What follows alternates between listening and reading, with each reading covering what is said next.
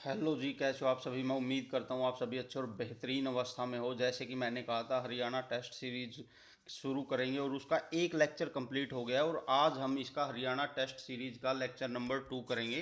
क्योंकि अभी हरियाणा के एग्ज़ाम आ रहे हैं तो इनके लिए ये बहुत ही ज़्यादा इंपॉर्टेंट है। तो ये है हरियाणा का मैप पूरा का पूरा 22 के 22 जिले। तो शुरू करते हैं टेस्ट सीरीज।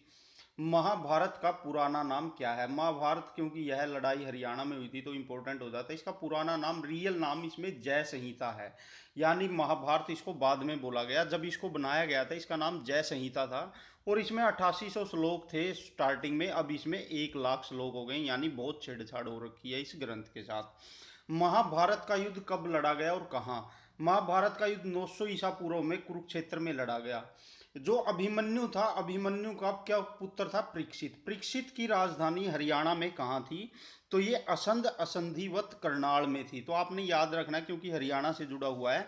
अभिमन्यु का बेटा था परीक्षित। अभिमन्यु जो पुत्र था अर्जुन का, और अर्जुन के पुत्र परीक्षित की राजधानी हरियाणा असंध में करनाल में थी। ठीक है, इसको असंधिवत भी बोला जाता है। परीक्षित का पुत्र था जन्मेजय। इसने कहाँ पर यज्ञ किया था। एक्चुअल में क्या हुआ था, परीक्षित को सांप ने काट लिया था और इसने सांपों का नाश करने वाले ने जन्मेजय ने यज्ञ किया था ताकि सभी सांपों का नष्ट को नाश किया जाए, क्योंकि इसके बाप को सांप ने काट लिया था। तो इन्होंने जो यज्ञ किया था स्पीदों में किया था और वो जींद में है स्पीदों। और स्पीदों का दूसरा नाम सर्प दमन भी है, क्योंकि सभी सांप आकर इस यज्ञ में गिरने लगे थे। तो ये यज्ञ किया गया था कहाँ पर, स्पीदों सर्प दमन में, जींद में। ठीक है। श्री कृष्ण ने अर्जुन को गीता का उपदेश कहाँ दिया, तो श्री कृष्ण ने अर्जुन को गीता का उपदेश ज्योतिषर कुरुक्षेत्र में दिया। आपको डायरेक्ट ज्योतिषर भी मिल सकता है। तो गीता का उपदेश कहाँ पर दिया गया, ज्योतिषर। और ज्योतिषर कहाँ पर है, कुरुक्षेत्र। ये याद रखना। श्री कृष्ण ने अर्जुन के ज्योति खोली, यानी आंखें खोली, ज्योतिषर कुरुक्षेत्र में। श्री कृष्ण ने अर्जुन को गीता का उपदेश किस पेड़ के नीचे दिया, बहुत इंपॉर्टेंट है, बरगद के पेड़ के नीचे दिया था। अभिमन्यु 13 दिन बाद कहाँ मारा गया, यानी जब महाभारत शुरू हुई तो अभिमन्यु 13वें दिन मारा गया था। किस जगह पर मारा गया था, इसका पहले नाम था अमीन और अब हरियाणा गवर्नमेंट ने इसका नाम अभिमन्युपुर कर दिया है। तो और भी इंपॉर्टेंट हो जाता है, कुरुक्षेत्र में ये जगह है, अमीन या अभिमन्युपुर, जो भी एग्जाम में आए आपने क्लिक कर देना है। कर्ण का किला कहाँ पर स्थित है। कर्ण का किला थानेसर कुरुक्षेत्र में है। जब कुरुक्षेत्र में लड़ाई चल रही थी महाभारत की तो किला भी कहाँ पर बनाया जाएगा, थानेसर कुरुक्षेत्र में। लेकिन कर्ण झील कहाँ पर अवस्थित है, करनाल में अवस्थित है और इसी करके इसका नाम कर्ण की नगरी है, करनाल रखा गया है। अशोक का पैतृक राज्य कहाँ पर था, यानी अशोक का जो पैतृक राज्य माना जाता है वो थानेसर कुरुक्षेत्र को ही माना जाता है।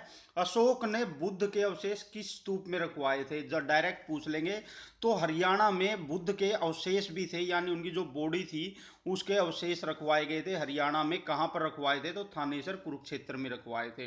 मौर्य पतन के पश्चात हरियाणा में सबसे बड़ा गणराज्य कौन सा था। मौर्यों का जब पतन हो गया तो क्या हुआ था, तो हरियाणा गणराज्यों में बंट गया था। एक तरह से लोकतंत्र सिस्टम आप बोल सकते हो। और जो सबसे बड़ा और मजबूत गणराज्य था वो योद्धेय गणराज्य था। आपने ध्यान रखना है, ये रोहतक, सोनीपत, झज्जर, बहादुरगढ़ इस एरिए में ये गणराज्य था। और कुनिंद गणराज्य कहाँ पर अवस्थित था हरियाणा में, तो वो अंबाला में था। ये गणराज्य पे बहुत क्वेश्चन आते हैं। अगर गणराज्य कहाँ पर था, जो अग्रोहा हिसार है, यानी हिसार जिले में अग्रोहा स्थान पर अगर गणराज्य था। यहीं से अग्रवाल जनजाति पूरे भारत में फैली है, अग्रोहा से ही। योद्धेय गणराज्य की राजधानी कहाँ पर थी, जो ये सबसे बड़ा योद्धेय गणराज्य था और महान गणराज्य था, इसकी राजधानी प्रकृतनाक औरंगाबाद भिवानी में थी। अगर जगह आ जाए तो प्रकृतनाथ नाक और औरंगाबाद याद रखना, और जिला आ जाए तो भिवानी याद रखना, बहुत ज़्यादा इंपॉर्टेंट है। किस ग्रंथ में अग्रोहा का उल्लेख किया गया है। पाणिनि की जो अष्टाध्यायी लिखी थी इन्होंने, उसमें अग्रोहा का उल्लेख किया गया है। या ये भी पूछ लेंगे पाणिनि की अष्टाध्यायी में किस जगह का उल्लेख किया गया है, तो अग्रोहा जगह का उल्लेख किया गया है। कुषाणों को किसने हराया था, कुषाणों को योद्धेय एवं कुनिंद ने हराया था। देखिए, कुषाण बहुत ही मजबूत मतलब किंगडम हुआ है। उनको भी योद्धे और कुनिंद कबीलों के द्वारा या गणराज्यों के द्वारा हरा दिया गया था। तो आप समझ सकते हो जो मतलब गणराज्य थे ये कितने मजबूत होंगे। अर्जुनायन गणराज्य कहाँ पर अवस्थित था, तो महेंद्रगढ़ में अर्जुनायन गणराज्य अवस्थित था। थानेसर कुरुक्षेत्र में वर्धन वंश की स्थापना किसके द्वारा की गई, तो पुष्यभूति वंश द्वारा थानेसर कुरुक्षेत्र में वर्धन वंश की स्थापना की गई, या ऐसे भी पूछ सकते हैं पुष्यभूति वर्धन वंश की स्थापना हरियाणा में कहाँ की गई, तो थानेसर कुरुक्षेत्र में की गई। और ये उत्तर भारत का बहुत बड़ा राजवंश था जिसने लंबे समय तक शासन किया था। सॉरी, हर्षवर्धन किसका पुत्र था, तो हर्षवर्धन प्रभाकर वर्धन का पुत्र था। हर्षवर्धन ने हरियाणा को चमका दिया था, तो इंपॉर्टेंट हो जाता है। वर्धन वंश भारत के इतिहास में भी बहुत महत्व रखता है, तो हरियाणा के हिसाब से और भी ज़्यादा इंपॉर्टेंट हो जाता है क्योंकि हरियाणा में ही इसकी मुख्य जड़ें थी। हर्षवर्धन के भाई बहन का क्या नाम था, इनकी बहन का नाम राज्यश्री था और भाई का नाम राज्यवर्धन था, आपने याद रखना है। हर्षवर्धन कब गद्दी पर बैठा था, ये 606 ईस्वी में गद्दी पर बैठा था और उस समय इसकी 16 वर्ष आयु थी। ये आयु भी कई बार पूछ लेते हैं। 606 ईस्वी में थानेसर के विद्रोह को दबाने के लिए कौन गया था, थानेसर में जो विद्रोह हुआ था इसको दबाने के लिए राज्यवर्धन को भेजा गया था। यहाँ पर हर्षवर्धन भी मिलेगा और भी मिलेंगे, तो याद रखना राज्यवर्धन को भेजा गया था। बोधि वृक्ष को किसने कटवाया था, तो शशांक ने कटवाया था। ये याद रखना है, बोधि वृक्ष है जहाँ पे महात्मा बुद्ध को ज्ञान की प्राप्ति हुई थी, ये गया बिहार में था। तो मतलब धर्मों की लड़ाई शुरू से ही चली आ रही है। इस बोधि वृक्ष को कट्टर हिंदू था शशांक, उसने कटवा दिया था। और ये बोधि वृक्ष मतलब जो बुद्ध धर्म को मानने वाले थे उनके लिए बहुत ही पवित्र और पूजनीय स्थल था। कौन सा चीनी यात्री हर्षवर्धन के दरबार में आया, ह्यून सांग हर्षवर्धन के दरबार में आया था। और ये याद रखना, ये 629 ईस्वी में हर्षवर्धन के दरबार में आया था कन्नौज में, तो बहुत इंपॉर्टेंट है। ह्यून सांग की पुस्तक का नाम बहुत इंपॉर्टेंट है, इनकी पुस्तक का नाम सी यू की है और सी यू की में भी इन्होंने हरियाणा के बारे बहुत सी बातें लिख रखी हैं। यात्रियों में राजकुमार, नीति का पंडित और आधुनिक शाक्य किसे कहा जाता है, तो ह्यून सांग को कहा जाता है। बहुत ही इंपॉर्टेंट है, ये भी पूछ लेंगे ह्यून सांग को क्या कहा जाता है। इसको यात्रियों में राजकुमार कहा जाता है, ये इतना विद्वान था, इसको नीति का पंडित कहा जाता है। और ये बुद्ध धर्म को इतना मानता था, इनका ओरा इतना था, इसलिए इसको आधुनिक शाक्य भी कहा जाता है। ह्यून सांग हरियाणा में कब से कब तक रहा, देखिए वह ह्यून सांग भारत में आया 629 ईस्वी हर्षवर्धन के दरबार में, लेकिन हरियाणा से रिलेटेड हम पढ़ रहे हैं तो और भी इंपॉर्टेंट हो जाता है। वह हरियाणा में 634 से 644 ईस्वी यानी 10 साल तक रहा। हर्षवर्धन के दरबारी कवि का क्या नाम था, तो बाण भट्ट हर्षवर्धन के दरबारी कवि का नाम था। बाण भट्ट ने कौन सी पुस्तक लिखी, हर्षचरित उन्होंने पुस्तक लिखी और कादम्बरी, बाण भट्ट ने 2 पुस्तकें लिखी। हर्षवर्धन की रचनाओं के क्या नाम है, हर्षवर्धन खुद भी एक लेखक थे और बहुत महान लेखक थे, उन्होंने 3 रचनाएं लिखी, नागानंद, रत्नावली और प्रियदर्शिका।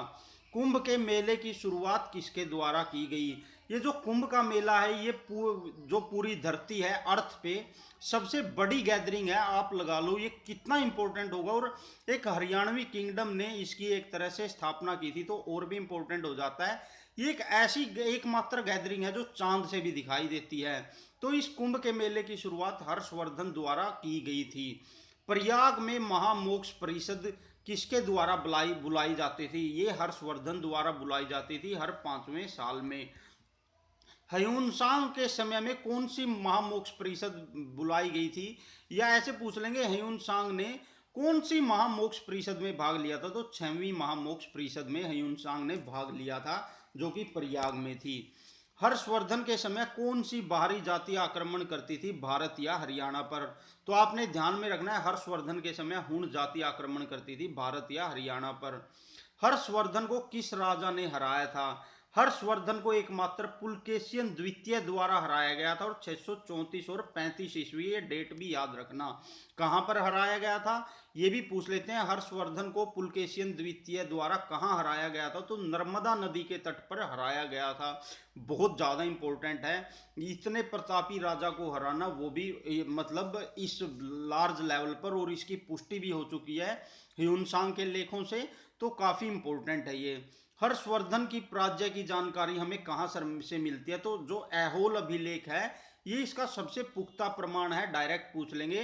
हर्षवर्धन को पुलकेशियन द्वारा हराया गया, इसकी जानकारी कहाँ से मिलती है, तो ऐहोल अभिलेख स्क्रिप्ट लिखी गई है उस पे से पता चलता है। हर्षवर्धन की मृत्यु कब हुई थी? तो 647 ईस्वी में हर्षवर्धन की मृत्यु हुई थी, आपने याद रखना है। हरियाणा का गया, मतलब हरियाणा का गया इतना इंपॉर्टेंट, गया जो है धार्मिक स्थल है, बौद्ध धर्म का सबसे बड़ा स्थल है, और मतलब पितृदान के लिए बहुत फेमस है गया। तो हरियाणा का गया किसको कहा जाता है? पेहवा को कहा जाता है, और पेहवा को का प्राचीन नाम पृथुदक है, ये भी आपने याद रखना है। मिहिर भोज के समय घोड़ों का प्रसिद्ध केंद्र कौन सा था? ये मिहिर भोज है ना, मतलब क्या है कि ये हर्षवर्धन या वर्धन डायनेस्टी के बाद बहुत ज़्यादा फेमस किंग हुआ था। तो इसके समय पे पूरे जो नॉर्थ इंडिया का घोड़ों का व्यापार किया जाता था, वो सबसे फेमस था पेहवा का, और ये पेहवा कुरुक्षेत्र हरियाणा में है, तो इंपॉर्टेंट हो जाता है। सूर्य देवता की मूर्ति कहाँ से प्राप्त हुई है? तो सूर्य देवता की एकमात्र मूर्ति अग्रोहा हिसार से प्राप्त हुई है।